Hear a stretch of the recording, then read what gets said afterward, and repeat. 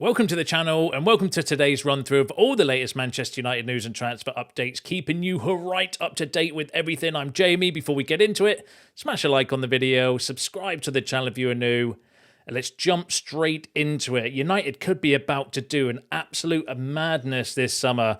Let's go through all the latest transfer news, but prepared to get a little bit excited, I think, for some of you. So, firstly, let's kick off with the Sesko situation. He's the player that we're on the cusp of signing, it appears. So Fabrizio Romano said that Manchester United and RB Leipzig are back in talks today for Benjamin Sesko. Deal to agree on final package. Sesko agreed personal terms yesterday and will train separately until deal is done between clubs. So at the time of recording, United and RB Leipzig have been in talks again this morning and today regarding ironing out the remainder of this details. This will be the upfront cost, the add-ons, the total package, sell-on clauses, all of that jazzle. But the main thing is personal terms have been agreed. And obviously he wants to come to United as we brought to you yesterday. Interestingly, Romano also said, though, that Newcastle made the best contractual offer of the two clubs, but Benjamin Sesko still chose Manchester United. So I like this from Ineos, the fact that we are bringing players in that want to be here. I do think there is value in that. No, gone are the days where, we're getting players in because we're paying the most in wages and we're paying the highest transfer fee. We're getting the buy-in from the players. They want to come, and then we're making our moves. And I really rate that as a transfer strategy from Ineos, and that will become more apparent in a second when we go through the rest of the transfer news as well. Leipzig builds. This is a German news outlet close to RB Leipzig, saying that Manchester United is poised to finalise a deal for Benjamin Sesko today, with the Slovenian striker keen on moving to Old Trafford. Offers from both clubs are nearly identical, totaling around 85 million euros. So that was the news I brought you yesterday as well, saying that it's going to be about 85 million euro total package, but we don't know how much we're going to pay up front, what the add-ons will be, and so on and so forth. Interestingly as well, though, Jan Fjortoff is saying that Christopher Vivel is on the verge of completing a remarkable hat-trick. He brought Sesko to Salzburg in 2019, then to RB Leipzig in 2023, and now looks set to bring him to Manchester United in 2025. So this will be the third time Christopher Vivel has signed Benjamin Sesko. He's truly at the centre of it all, and I do think he's been the driving factor behind this deal. I think his connection with the RB group as well has helped us get this deal done and over the line as well, by all accounts. But we'll wait and see. Hopefully we'll get here we go today. Obviously, you still need to fly in, do his medical and media duties and all of that stuff before we get the official announcement. But it's getting there, I would say, going off of these reports. So it could happen at any time. Romano said it could be happening at any particular time. But give us your thoughts and feelings on that in the comments below. Now, interestingly, where does that leave Rasmus Hojlund? Because obviously the talk is, if we get a striker, we don't know what's going to be going on with Rasmus. He wants to stay. There are talk of us, potentially having a chat with him and letting it and kind of moving him on. So Peter Hall said that Rasmus Højlund, not part of the bomb squad, may leave Manchester United with the club open to bids as low as £30 million. That's been the narrative, though, from people like, The Athletic, Laurie Whitwell, people like that, suggesting that we would be happy to sell Højlund for less than what his book value is, just to get the cash in. Interestingly, though, the Gazette have been saying that AC Milan officials are in England to discuss a potential transfer for Rasmus Højlund, who is open to joining the club. Now, that's a bit of a U-turn from Rasmus Højlund, because the narrative's always been from the player himself that he wants to stay and fight for his place. However, AC Milan have been linked with him. We brought you that news yesterday. If Rasmus is now open to joining the club, then that could be one to pay attention to for the last few weeks in the transfer window as well. Rasmus Højlund is potentially going to AC Milan. If we're willing to take 30 million, we don't know whether Milan would have the money to do that. There was talk yesterday of a loan with an option to buy. Could we do something like that? Who knows? We'll have to pay attention to it, but it does obviously put Rasmus Højlund's future in doubt, and the more noise around it is potentially an exit for Højlund at the moment. But we'll keep you updated if any developments go further on that one. But give us your thoughts and feelings on that in the comments below. Now, not only, Cunha, Mbeumo and Sesko, I think that's a good summer transfer window, a massive upgrade on the attack. I know some of you have question marks around Sesko. I agree as well. There is a a rawness to his game, and he's not the finished article as well. But that is a massively improved attack with Cunha and Mbeumo. And we've been speaking on previous videos regarding, the next area of concern. We've been debating in the comments around goalkeeper, midfielder. I think midfielder is, a massive area. And holy shit, United could be about to do a madness and only go for Carlos Baleba. So let's go through all the latest there. I'm going to run through a timeline of event for the reason of it's important that I share with you where the stories are coming from, because there's been more updates from those same sources as well. So originally the story broke from a Cameroonian journalist. I have no idea the credibility, right? But fair play, because they were the first ones that I saw broke the news. It was reposted by some aggregator accounts as well, saying that Manchester United have reached out to Brighton to initiate discussions regarding the transfer of Carlos Baleba. Brighton's management would only let their Cameroonian midfielder go in the event of a substantial offer. So that was the first report that I saw regarding Carlos Baleba. And I was thinking, well, felt a little bit clickbaity. Then we had Indy Kalia come out saying, exclusive news coming from our team. Man United has reached out to Brighton in the last few hours regarding the talented Carlos Baleba. Sources close to the situation reveal that Baleba is eager to discuss a move to Old Trafford. This could be the news Man United fans were waiting for as they look to bolster their midfield. Expect intense negotiations ahead, as Brighton will surely want to hold on to their prized assets. So I'm thinking at this stage, this all feels a little bit clickbaity to me, and I wouldn't trust necessarily the credibility of those sources at that time. Then we had L'Equipe. Now, L'Equipe are actually a good French news outlet, saying that Manchester United are in pole position to sign Carlos Baleba. United had contacted Brighton to find out the conditions of a deal. So now I'm thinking, hold on, what's going on here? And then we had, lo and behold, the Oracle himself, David Ornstein, coming out confirming that it's freaking true. Man United contact Brighton via intermediaries to explore conditions of deal for Carlos Baleba.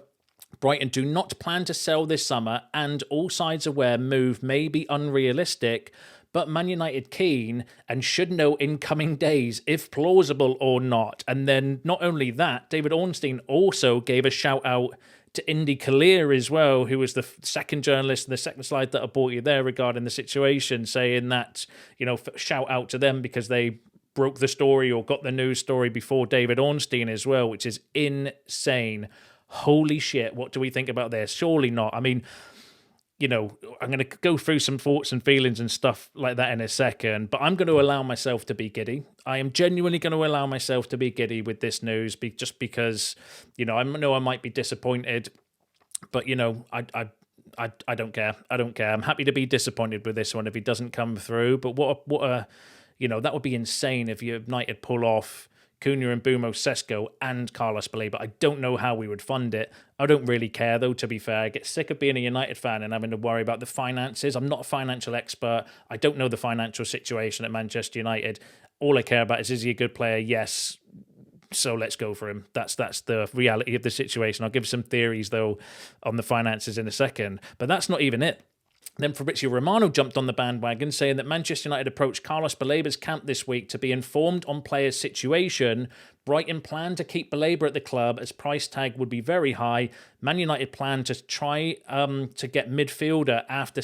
Man United plan to try get new midfielder after Sesko deal is completed, and then the same Cameroonian journalist that I brought to you first said that Brighton has agreed to open discussions with Manchester United and sell Carlos Baleba if the right offer is made. Where on earth is this heading? Then Romano, on a later video, said that Manchester United are in recent hours have approached the camp of Carlos Baleba to tell them that they have a serious interest in the player. The deal is very difficult. All people involved in the story see this deal is very difficult because Baleba is a top player for Brighton. Brighton don't want to lose the player. The price will be very high, so a very complicated deal. From the player's side, they didn't receive a no, so Baleba didn't say no. I don't come to Manchester United because you don't have European football and because of this and because of that. So Romano himself confirmed it, and he did say this is 100% true as well, that United have made contact for Carlos Baleba. Carlos Baleba himself has not said no to Manchester United because we're not in Europe and he doesn't want to come and all of these sort of things. And actually, when we go through the news in a second, is actually open to a move according to the reports coming to United. The question is, what price? How much? It's going to be an expensive deal, this, if we were to move for Carlos Baleba. But why not? Why not try? He's one of the best young midfielders in the Premier League. Would be absolutely insane to bring in our midfield. Romano also said, though, that Carlos Baleba is Manchester United's dream target for the midfield position. Again, during those first meetings when Amorim started to set his idea for the players he wanted for the future, the word he was repeating was intensity. We need players with intensity. Carlos Baleba is seen as the perfect player by Ruben Amorim for his midfield. So, let me know what you think so far in the comments below.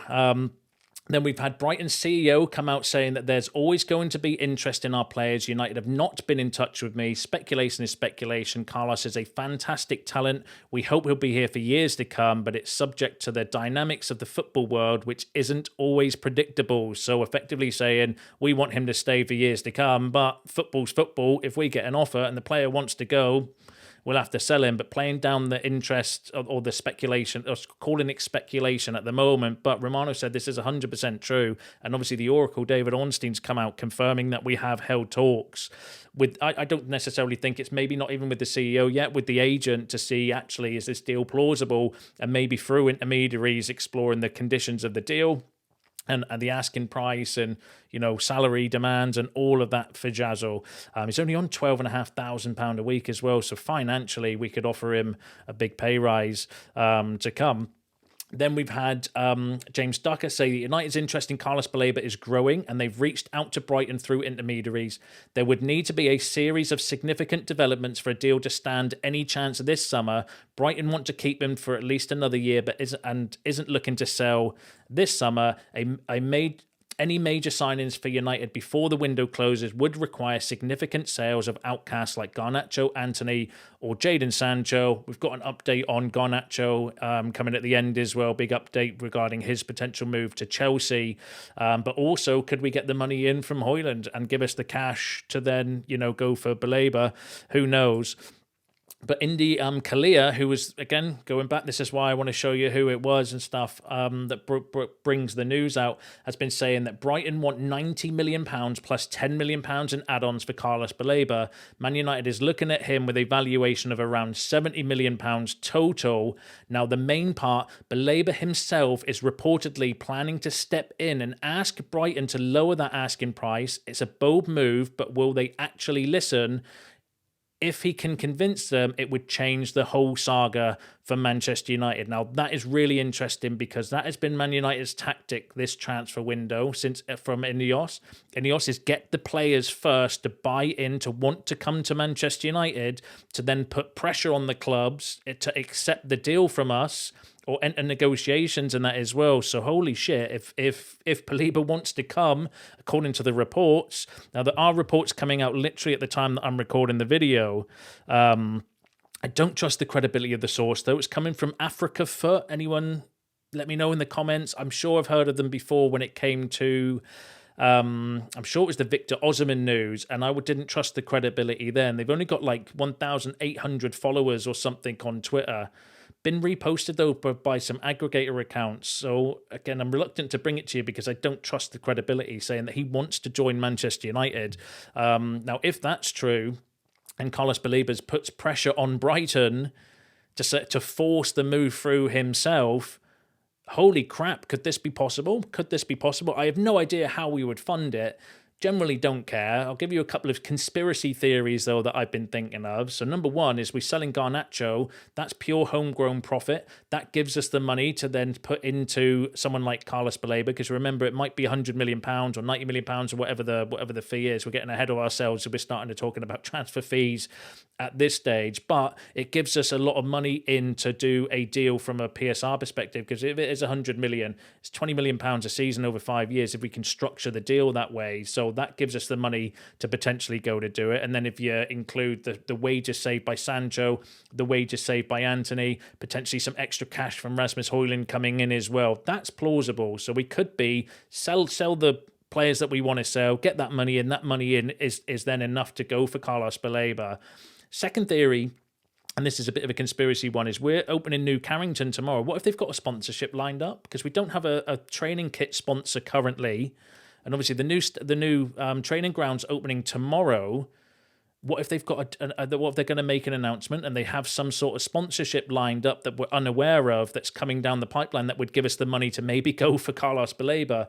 And then the third conspiracy theory of mine is, if you remember back to the Bruno stories I brought you a couple of days ago, and Ben Jacobs, I think it was saying that Bruno's decided to stay at Man United for one more season. What if we've got an agreement in place for Bruno to stay one more year and the Saudi Pro League come in and give us the £100 million for Bruno at the end of the season, because they could afford to do it? Because you remember, from a PSR perspective, it's from like July to the end of June. We could sell Bruno in June and it would be this financial year's PSR money. What if we're pre-spending the Bruno Fernandes money? That's a conspiracy theory. That's just a Jamie conspiracy theory as well. But, you know, ultimately, who gives a shit how we fund the deal? That's not our job. We're fans. We're here to get giddy and excited about transfer stories. And I want to get back to doing that. I want to get back to being giddy and excited about transfer stories, rather than, oh, we can't afford this and can't afford that, and how are we going to fund it and that shit. Because, you know, so I'm allowing myself to get excited and giddy about this deal, even though I'm pretty sure it's not going to happen. But who knows? Who knows? I hope I'm genuinely wrong on that one. But in terms of the player, you know, he is an outstanding young player. I don't think he's, you know, for those who haven't watched much of him, right, he is a very energetic, ball-carrying midfielder. He's not necessarily a progressive passer. So if you're wanting somebody like Adam Wharton to come in and spray the ball left, right, and centre, that's not Carlos Baleba. He is not that sort of midfielder. He is a lot more progressive in his passing, though, but he's more of a runner. He's a ball-carrying midfielder and is absolutely outstanding defensively as well. So he is, and he's just an all-action, all-energetic midfielder who I think would be absolutely perfect for United. I think he'd be perfect for most teams, actually. I think he's a really, really talented young profile of player, really good injury record as well. Played with Lenny Yoro, Cameroonian, so can Onana do us a favour? It might be the best thing Onana does for us is helping getting Bumo and helping getting Carlos Baleba in. That would be amazing if he could do that. But he used to play with Lenny Yoro as well. So, you know, is there something to it? Let me know. Give us your thoughts and feelings in the comments below. Like I said, I'm personally allowing myself to be giddy for 5 minutes until I become the bearer of bad news, when in the future I have to bring you a video that says he's signed a new contract, or he's going to Liverpool, or, you know, the deal's off, we couldn't afford it, or whatever. Then it is what it is. But until then, I'm going to get excited about potentially going for Carlos Baleba. That would be an outstanding summer if we got Cunha and Bumo, Sesko and Baleba. I'd still want a goalkeeper, but let's not be too greedy, Jamie. Let's not be too greedy. But give us your thoughts and feelings on all of that in the comments below, because I'd be interested to hear what you've got to say regarding the situation as well. Now let's go through the rest of the exit news. So one of the ways, as I mentioned there, that we could be funding this is selling Garnacho, because he represents pure homegrown profit. I don't think we're necessarily going to make much money from Antony and Sancho. It's more about getting the wages off of the books and saving that money there. So Chelsea are to step up their attempts to sign Alejandro Garnacho from Manchester United. Then the Manchester Evening News have said that Chelsea are reluctant to pay Manchester United's asking price for Alejandro Garnacho this summer. The winger is one of the players on the Blues' radar, but United are thought to want £50 million. Around £50 million. However, it's understood that Chelsea are hopeful that the price will decrease as the window closes in on its conclusion. So the Manchester Evening News saying that we want £50 million for Garnacho. Chelsea reluctant to pay that, considering they paid £55 million for Jamie Gittins. I think we're well within our rights to ask at least £50 million, because in my opinion, I think Garnacho is worth more than Jamie Gittins. But, you know, we're in a situation where we've made it public that we want to get rid of Garnacho for attitude reasons. So it does weaken our position slightly.